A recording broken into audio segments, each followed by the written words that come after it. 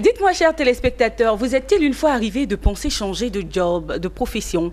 Par exemple, pour une personne qui est médecin, penser à devenir enseignante. Ou même pour une personne qui est journaliste, penser à se reconvertir et devenir banquière. Vous y avez une fois pensé, n'est-ce pas? Eh bien, restez avec nous parce que c'est le thème de ce 65e numéro de votre magazine Emploi et Carrière. Surtout, installez-vous confortablement parce que ça démarre maintenant. Bonsoir chez vous.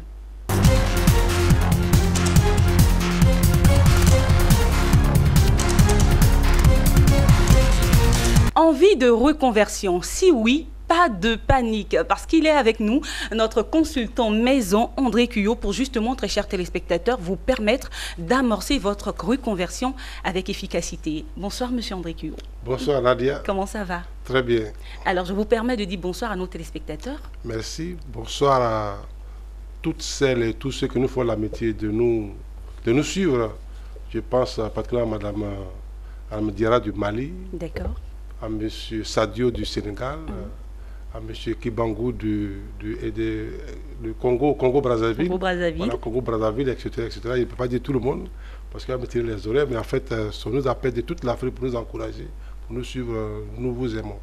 Et oui, nous vous aimons, très chers téléspectateurs, et merci encore d'être sur Business 24 pour suivre Emploi et Carrière. Aujourd'hui, on l'a dit, hein, André Cuyot, nous parlons d'envie de reconversion. Absolument, et tout de suite, la première question que j'ai envie de vous poser, qu'est-ce qui pourrait emmener une personne déjà en plein dans un métier, dans un job, à se reconvertir? Oui, mais il y a des gens qui ont le burn-out, ils sont fatigués de faire la même chose tout le temps. Ça les fatigue. Quelquefois, ils ne voient pas de perspective dans ce qu'ils font. Ça ne lui plaît plus. Voilà. Vous avez dit, mais il y a des médecins qui peuvent vouloir changer de métier, ça existe. Il y a des médecins qui sont devenus esthéticiennes, il y a d'autres qui sont devenus, je sais pas, restauratrices. Donc, on peut vouloir changer de métier parce que il y a des gens qui choisissent ces métiers pour lesquels ils n'ont pas de l'appétence. Ils n'ont pas la passion. Ouais, ils n'ont pas la passion, mais ils l'ont fait parce que c'est là qu'on les a orientés. Ça arrive très souvent beaucoup en Afrique. On oriente quelqu'un, par exemple, en droit. Oh, il voulait peut-être faire la couture, on l'oriente en droit, et donc il va en droit, il fait tous ses diplômes, il devient avocat, mais après il se rend compte que ce n'est pas ce qu'il voulait faire, ce qu'il aimait. Et donc il peut vouloir changer de métier.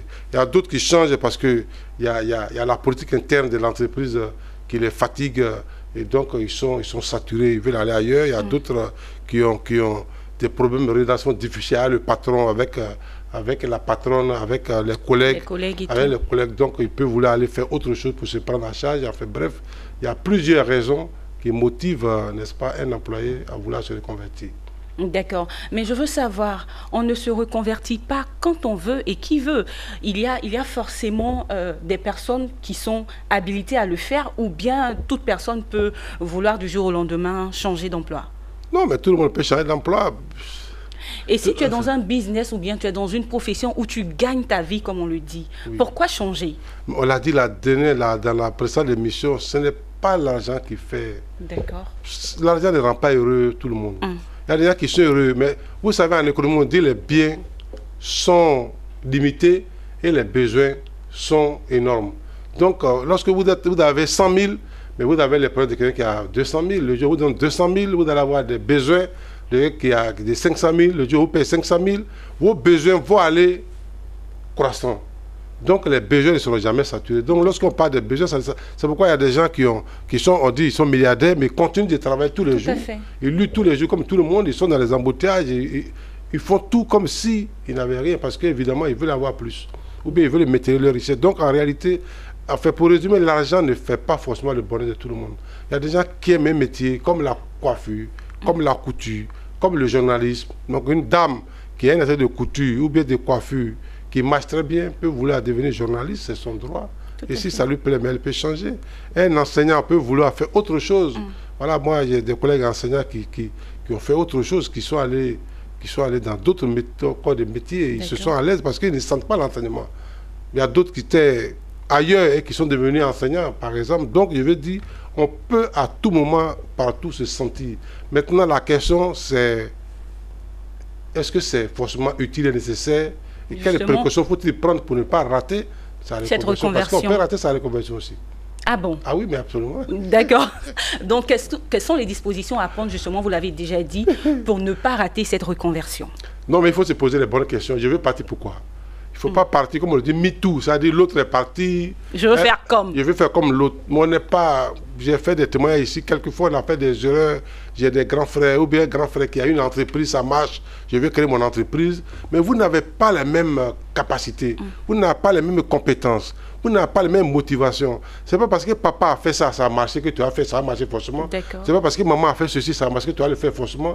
Ce n'est pas parce que l'autre, le voisin, a fait ça, marche. Parce que vous n'avez pas les mêmes forces, vous n'avez pas les mêmes motivations, vous n'avez pas les mêmes personnes psychologiques. Et donc, vous ne pouvez pas forcément faire les mêmes choses. Et souvent, en voulant faire suivre les autres, mais tu peux te planter, ça peut ne pas marcher. On se cogne au mur, donc, comme voilà, on peut, oui, on peut se planter.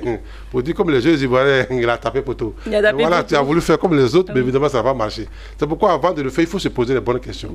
Parce que si vous voulez faire de la reconversion, mais il y a un risque en fait. Donc, il faut se poser, est-ce que mon revenu est garanti, où je vais aller? Qu'est-ce qu'il va faire? Parce que si vous faites une reconversion, vous êtes par exemple médecin, et que vous voulez faire la couture, mais vous allez embrasser un autre métier qui a ses règles, qui a ses valeurs, qui a ses difficultés. Et qui est carrément différent de ce que vous faites. Oui, mais qui a ses passions, qui a ses difficultés. Un couturier n'a pas les mêmes battements de cœur qu'un médecin. Il n'a pas la même, les mêmes appréciations qu'un médecin. Donc si vous changez de métier carrément, mais vous allez avoir un nouveau... Vous allez embrasser un nouveau, un nouvel univers qui vous permet, que vous ne maîtrisez pas. Voilà, c'est comme quelqu'un un enseignant qui veut faire le transport. Il a des taxis, mais il va se rendre compte que les taxis, évidemment, c'est pas forcément, c'est pas gagné. Parce qu'il faut comprendre le langage de ceux qu'on appelle les syndicats, et le chauffeur. Il y a tout un environnement que tu ne connais pas, que tu vas découvrir. Et donc, il y a forcément un risque. C'est pourquoi on leur demande de se poser la bonne question. Et en plus, il faut savoir, mais pourquoi donc j'y vais? J'y vais pourquoi? D'accord. J'y vais pourquoi? Qu'est-ce que j'y gagne? Pourquoi je veux laisser mon métier? Et ensuite, on peut, tout à l'heure, hors antenne, vous avez dit, il y a quelque chose qui va attirer votre attention. Vous demandez à monsieur, vous demandez à madame pour ceux qui sont mariés.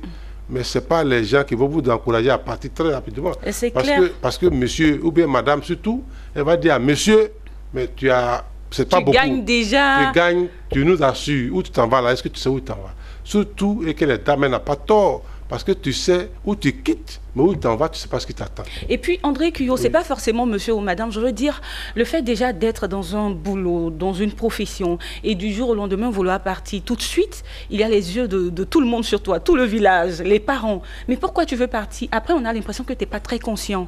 Donc, il y a tout ça que tu dois affronter. Tu dois affronter. C'est pas évident. Hein. Oui, mais bon, le village est loin, mais celui qui est proche de toi, c'est madame. C'est monsieur, madame. Mais en même temps, il y a des personnes qui n'ont pas monsieur, qui n'ont pas madame.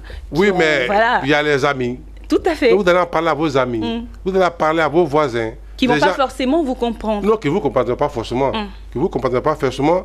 Et quelquefois, peut-être de bonne foi ou de mauvaise foi, vous vous le déconseillez. C'est toujours conseillé de poser des questions à celui qui a déjà fait la reconversion et qui a plus ou moins réussi. Voilà. Celui qui a fait la reconversion, qui a plus ou moins réussi. Donc, il faut se poser des questions basiques, comme on l'a dit. Il faut... Et puis après, il faut reprendre, il faut changer d'air, comme on le dit, aller peut-être, j'allais dire à la plage, aller en voyage, pour se faire des nouvelles idées, pour avoir des nouvelles sensations avant de revenir.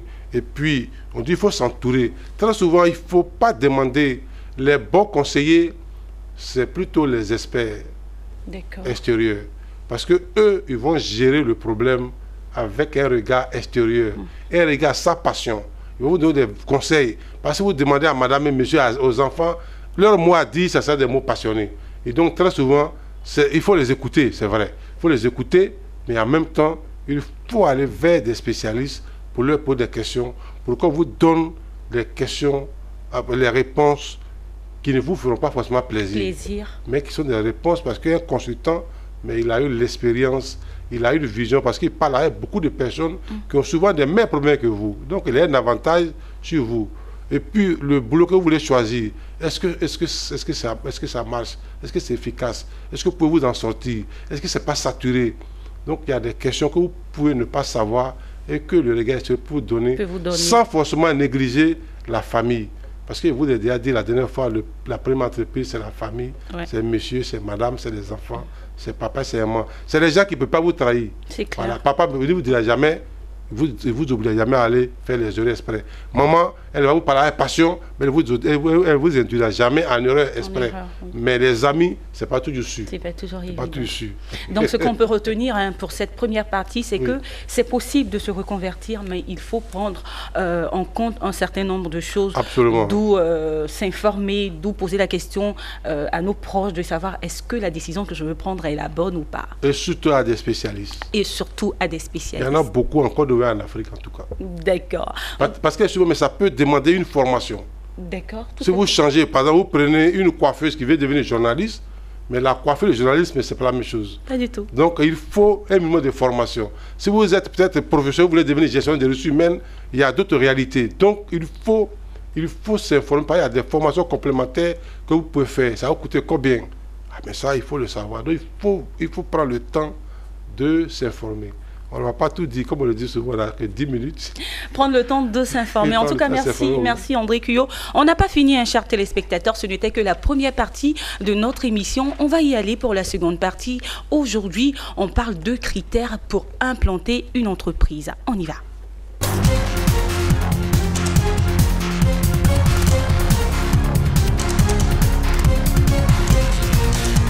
Toujours dans Emploi et Carrière, votre émission sur Business 24, émission qui est présentée par Nadia Yonou, que je suis, et puis notre consultant maison André Cuyo. Nous sommes dans la seconde partie de cette émission. Aujourd'hui, nous voulons parler, on l'a dit, de critères pour implanter une entreprise. Il y a forcément, André Cuyo, des critères objectifs et subjectifs qu'il faut prendre en compte, n'est-ce pas? Absolument. Oui, mais parce que créer une entreprise, on le dit souvent, ce n'est pas... On l'a dit dans la première émission, ce n'est pas donné à tout le monde. C'est pas donné à tout le monde. Alors nous sommes 23 millions d'habitants en Côte d'Ivoire, mais on nous dit, j'ai participé à un séminaire une fois avec le BIT, on dit qu'il y a 33 000 entreprises en Côte d'Ivoire. Donc 33 000 par rapport à 23 millions, vous voyez que la marge est énorme. Donc ça veut dire que tout le monde ne crée pas d'entreprise. Donc créer déjà une entreprise, c'est bien, bravo. J'ai pris le cas aussi, quelqu'un qui se marie, une dame ou un monsieur qui va à la mairie, ce n'est pas devant tout le monde, parce que les gens disent c'est la corde au cou, mais ce n'est pas la corde au cou. Lorsque vous partez à la mairie, si vous avez voulu enlever la corde au cou, voilà, donc non, je peux le dire. Merci beaucoup. Donc lorsque vous créez une entreprise, en fait, en réalité, vous avez du mérite, mais ce n'est pas suffisant. Il faut déjà savoir où est-ce que vous allez mettre votre entreprise. Pourquoi? Il y a plusieurs raisons que j'ai détaillées dans mon livre, dont vous avez parlé dans la présente émission.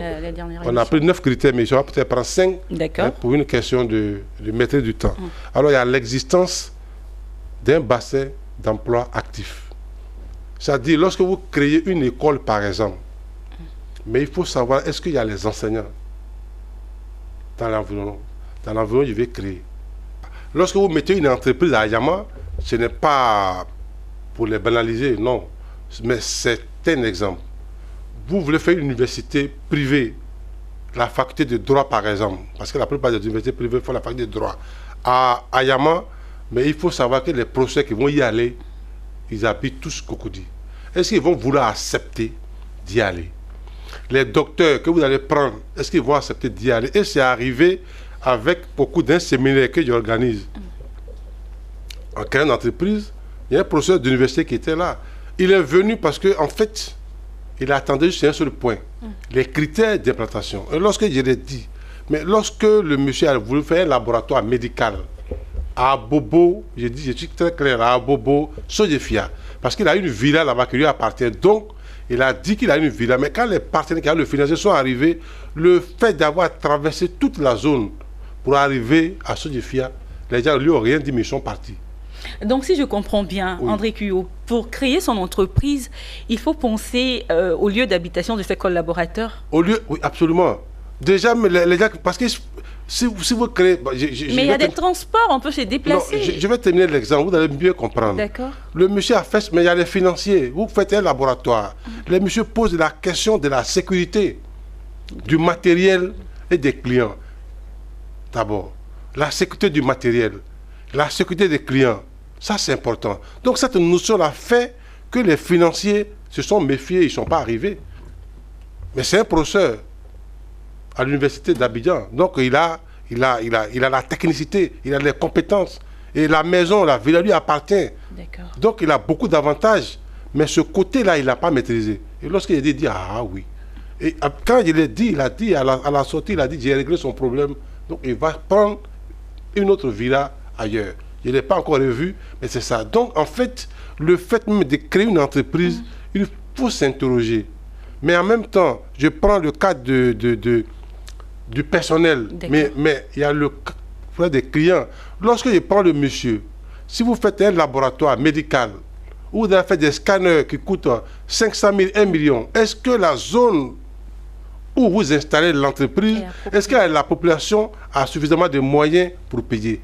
Mais si c'est un client qui va quitter ailleurs, Marcory, Cocody, traverser jusqu'à aller à Bobosso de Fia, mais est-ce qu'il va y arriver? Et donc, vous risquez de ne pas avoir les clients que vous cherchez. Parce que celui qui va aller là, il préfère aller dans une autre clinique qui se trouve à Cocody, qui est proche de chez lui, où il est en sécurité. Voilà. Donc, en fait, ce n'est pas pour dire qu'à Bobo, c'est pas forcément les délinquants qui habitent là-bas, mais le monsieur, il y a un sentiment de sécurité que vous ne pouvez pas enlever dans la tête des gens. Donc, en faisant cela, il faut tenir compte du sentiment de sécurité. Donc, le client, il a peur d'y arriver. Mais j'ai pris le cas d'une école. Est-ce que les parents qui vont payer peut-être 1 million par mois, ils vont vouloir que les enfants y aillent? Ça va être compliqué. C'est pourquoi, avant de faire une école, quelle que soit l'entreprise, il faut se poser des questions.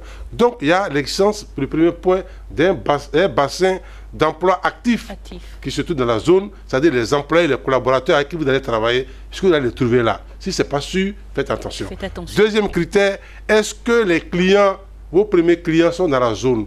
Si ce n'est pas oui, il faut faire attention. C'est-à-dire, on pense aux collaborateurs, on pense également aux clients. Il faut penser aussi aux clients. D'accord. Parce que les premiers clients, on n'y pense pas, mais les premiers clients d'une entreprise, c'est d'abord les collaborateurs. On dit le client au roi, mais avant le roi, c'est le notable. Donc le client, le premier client d'une entreprise, c'est les employés. Si les employés ne sont pas bien dans la tête, s'ils ne sont pas en sécurité, par exemple, vous mettez une école dans cette zone-là, mais s'il y a les grèves de transport, il fait comment? C'est sûr. Les gens ne pourront pas venir au travail.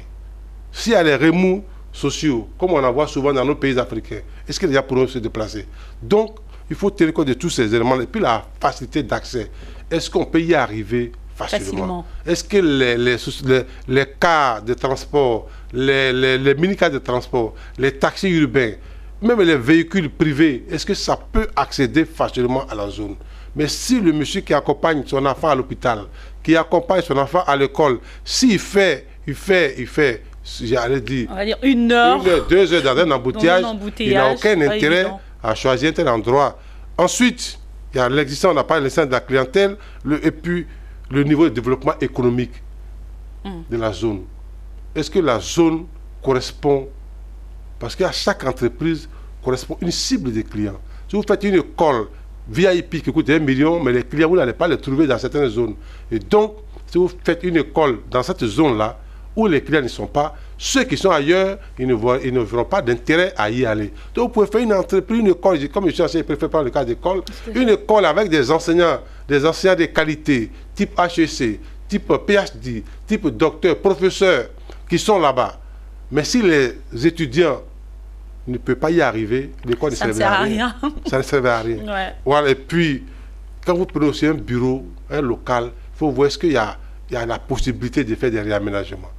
Vous pouvez prendre une villa, mais est-ce qu'il y a un espace pour construire peut-être des petites maisons, de construire des espaces pour agrandir l'entreprise, parce que vous ne pouvez pas vous déplacer à tout moment avec l'entreprise. Donc il faut tenir compte de l'optimisation de l'espace que vous avez choisi. Donc tous ces critères, on a choisi 5, mais dans le bassin d'emploi, la clientèle, le respect comment on appelle la clientèle, mais l'accessibilité, et puis la facilité d'accès, le niveau de développement économique et puis l'optimisation de l'espace, c'est important. Si vous avez rempli ces 5 critères déjà, mais ce n'est pas mauvais. Donc il faut... Vous pouvez déjà démarrer. Vous pouvez démarrer. L'implantation de votre entreprise. Mais ça ne sert à rien parce que si vous investissez votre business, c'est votre argent, vous y mettez. Est-ce que vous êtes sûr de récupérer de l'argent? Nous, on parle de marketing social. Mais le marketing social, ou bien l'entrepreneuriat social, quand vous faites le social, est-ce que les gens vont y arriver? Est-ce que vous avez atteint votre objectif? Si vous ne pouvez pas atteindre, mais il faut s'arrêter et réfléchir. C'est pourquoi il est toujours bon. Je conseille aux gens, bon, les gens nous félicitent, mais il faut suivre le business de 24. Ah ben ils le font, hein. Oui, bon, mais oui, d'accord, beaucoup le font, mais je pense que sur les 23 millions d'habitants, au lieu d'aller sur des chaînes, écouter la musique, c'est bien, on se relaxe. mais c'est mieux d'apprendre de suivre une télévision qui vous forme, qui vous informe et qui vous transforme au lieu de vous déformer. Wow. Ça, c'est l'enseignant qui parle là maintenant. Et qu'est-ce qu'on peut retenir après tout ça, très cher consultant? Non, mais il faut réfléchir sérieusement. D'accord. Déjà, pour faire la reconversion, il faut réfléchir. Il faut poser des questions à des spécialistes. Parce que si vous ne voulez pas dépenser de l'argent, vous allez en perdre. Donc les gens disent, si moi il va aller chez un spécialiste, il va me prendre de l'argent. Bon, mais le monsieur qui n'a pas voulu, il est venu faire le séminaire, mais les gens sont déjà partis. Voilà. Le professeur, je ne dis pas de lui, je dis pas. Bon, il est venu faire le séminaire, il a appris que les gens sont partis parce qu'il a choisi un endroit qui n'y s'y est pas. Mais il aurait pu le faire avant. Il ne l'a pas fait avant. Donc les gens sont partis, c'est maintenant il a de tout recommencer. Donc s'il avait pris le temps de dépenser 100 000, 200 000 pour venir prendre un spécialiste, mais les gens seront restés. Il aurait su ça. Donc déjà, le temps d'avoir un spécialiste, c'est bon. La reconversion aussi, vous voulez vous reconvertir, c'est bien. Mais il faut voir un spécialiste. Un spécialiste. Posez des questions aux parents, posez des questions au mari, posez des questions à votre épouse, posez des questions à vos enfants, mais en même temps, il faut conforter ce que les parents vous ont dit par rapport avec ce que vous dit un expert, un spécialiste. Et vous allez voir les deux. Si ça va ensemble, vous prenez le moins de risques possible, étant donné qu'il n'y a pas de risque zéro. Waouh, c'est tellement bon de vous écouter parce qu'on apprend beaucoup de choses, n'est-ce pas, chers téléspectateurs? Alors aujourd'hui, on a parlé dans notre première rubrique de reconversion. Et là, dans cette seconde rubrique, on a parlé de critères à connaître pour pouvoir mieux implanter son entreprise. Merci infiniment. Kyo, merci. Merci beaucoup. On a fini. Absolument, et je suis désolé. Pour pas comme la malienne, c'est déjà fini, je suis fâché. Non, ne vous fâchez pas. On se retrouve très bientôt. D'ici là, très chers téléspectateurs, portez-vous bien. Et puis, pour plus amples informations, vous pouvez appeler au numéro qui s'affiche au bas de l'écran. Merci à Marius Seri qui a réalisé cette émission. Et puis, à vous, on dit bye bye. Restez connectés sur vos rêves parce que c'est sûr que cela s'accomplira avec beaucoup, beaucoup, beaucoup de travail, surtout beaucoup d'intégrité. Allez, on se retrouve très bientôt. D'ici là, portez-vous bien. Au revoir.